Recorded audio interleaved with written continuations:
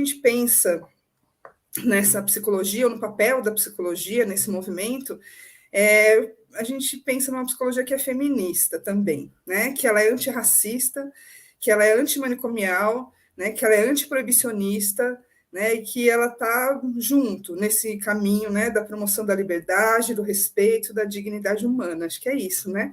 Está no nosso código de ética. Então, acho que esse é o lugar, esse é o nosso lugar. Né? Então, lembrar que, acho que é importante lembrar que o movimento da cannabis medicinal, da cannabis terapêutica no Brasil, ela foi um movimento que começou com a luta de mulheres, né? De mães, de crianças com epilepsia, autismo e doenças raras, né? De familiares, mas acho que foi muito a luta dessas mulheres, que são importantes até hoje para a gente, né? Que são nossas referências. Então, acho que é importante a gente saudar essas mulheres. A gente começa a entender, né, buscar essas pistas, a pensar como que pode ser essa psicologia canábica, né, ou essa intersecção da psicologia com esse movimento, é pensar na importância da gente estar junto dessas lutas. Então, acho que um dos pilares seria esse, assim, né, uma das pistas seria essa, como que a gente consegue estar junto com os movimentos sociais, junto com essas mulheres, junto com essas mães, junto com as pessoas que precisam, né, então acho que a gente precisa estar aí. Né? E nesse sentido de lutar por menos preconceito, né? Por mais qualidade de vida, acho que é um dos nossos caminhos. Em cannabis terapêutica, que maravilhoso isso. E a gente precisa fazer isso, né? E isso foi dando mais força para criar essa rede, né? Mas a demanda mesmo, gente, veio por parte dos pacientes, sabe? De falar assim, nossa, é muito importante isso que você faz, porque além de você não ser preconceituosa, né? Eu posso falar para você que eu fumo maconha, né, que eu uso maconha, que eu faço tratamento com óleo, além de você não ser preconceituosa, você ainda entende, você consegue me orientar, você sabe os efeitos, você diz, não, reduz, pode ir, né? Você me apoia, você dá suporte. Isso é maravilhoso, eu quero isso para minha filha, para o meu filho, para minha companheira. E aí, quem que você indica? E aí, nossa, não sei, eu não conheço outra pessoa que faz isso. E aí eu me senti na necessidade de ir atrás. Se eu não conheço, eu tenho que achar. Né? Tem que buscar essas pessoas, porque elas existem, né, Anderson? A gente só não sabe onde elas estão, mas elas existem. Olha aí o Jefferson há quanto tempo, né? Então, acho que é a gente se encontrar. E aí a psicocannabis, né, que é esse projeto, ele mudou. Ele virou, então, uma rede. Né? Ainda é esse espaço de educação, de comunicação, de informação, né? Ainda oriento muita gente que me procura o tempo inteiro, tanto de pessoas quanto de, né, profissionais da psicologia, mas hoje essa rede, né? Essa rede que pensa, que produz, que tem estratégias, então a gente já tem projetos que a gente está tocando, né? Em projetos em relação à cannabis, dentro do MMJ, a gente está chegando com esse suporte de apoio psicológico, né? Também a gente está fazendo um projeto em uma escola da periferia aqui da Zona Leste, na cidade de Tiradentes. Então, juntou essas pessoas.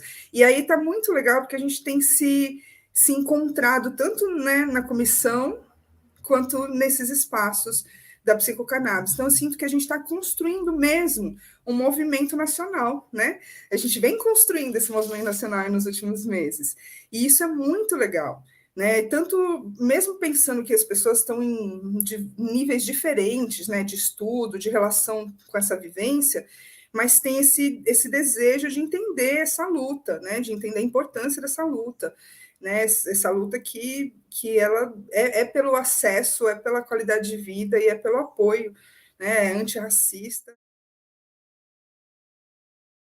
O cannabis é muito mais seguro do que vários medicamentos que a gente está vendo que, inclusive, provocam lesões no cérebro, não é? A gente estava discutindo essa pesquisa que vê que o uso excessivo de remédios psiquiátricos, ele traz lesões cerebrais, né? Ele diminui regiões do cérebro. Então, a segurança que a cannabis traz em relação a isso é gigante, né? A quantidade de pessoas que pararam de morrer por uso de ópio uso abusivo de ópio, e não era porque elas eram, né, viciadas, não, pessoas em estado terminal de câncer, né? Pessoas com muita dor, que tomam remédio e perdem a mão, e morrem por perderem a mão da quantidade de remédio que elas tomam para dor.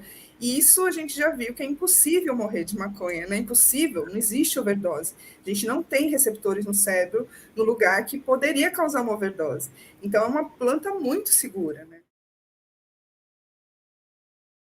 Uma relação direta entre a psicologia e a maconha a partir da psicologia social, né, que é onde a minha pesquisa do doutorado iniciou, pensar essa relação da maconha entre os entes, né, a relação estabelecida, e a partir daí perceber o preconceito, perceber a injustiça com o povo negro, que nessa maconha que está renascendo só tem branco, só tem pessoas que têm grana, né, porque é caro, é um produto caro, e quem ainda insiste e persiste nas periferias comprando do tráfico porque não podem plantar na sua própria casa, acabam sendo expostos, acabam sofrendo violência muitas vezes exagerada, e normalmente exagerada da polícia quando são pegos.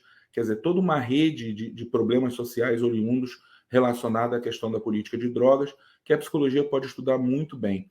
Né? E na psicologia comunitária, né, aprofundar isso, vendo o sistema de proibição, estudando esse racismo de manutenção dessa pobreza, né, e escrevendo sobre esse mecanismo, estudando, fazendo trabalhos. A gente tem que falar sobre ampliação de acesso, todo mundo poder ter acesso ao óleo, acesso à planta, né? Porque não adianta ter óleo, o óleo que está agora na farmácia, R$2.000 o frasco. Quem que tem acesso a isso, né? Então, acho que essa discussão ela tem que ser nesse lugar de reparar uma dívida histórica da psicologia, né? Enquanto ciência. E, então, nessa época, foi a primeira vez, né, que eu tive contato, assim, que comecei a questionar, né, e ainda vivíamos sob o regime da ditadura, né, que isso formei em 85, então vocês imaginam que não tinha nem espaço para se falar sobre isso. Tudo que fosse fora da caixa era considerado subversivo e perigoso. E de um tempo depois, quando eu comecei a trabalhar a clinicar, né, que eu fui clinicar mais tarde, 91, 92, que eu comecei a entrar na área, e entrei justamente na área que trabalhava sobre a questão do uso de drogas, abuso, dependência química. Aí ficou mais claro ainda para mim, né, porque ali eu deparei com todo a agressão, né, que os usuários de drogas ilícitas vivem, né, os das drogas lícitas ainda têm um certo cuidado, mas das ilícitas era uma coisa assim horrível de ouvir determinados tipos de palavreado, né, dos grupos que se dizem de autoajuda ou de querer me salvar vidas, falando de uma forma agressiva. Então, e muito pouca informação, né? O que se via sobre drogas, o que se falava sobre drogas, muito em cima, assim, de coisas de laboratório, não de vida, de comportamento, de observar mesmo, né? O que faz bem, o que faz mal. Tem mais uma coisa, queria também terminar com outra música, que eu acho que fecha bem isso. O Índio, do Caetano.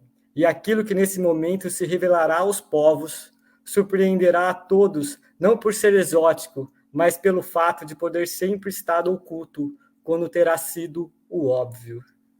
Era muito óbvio. Acho que para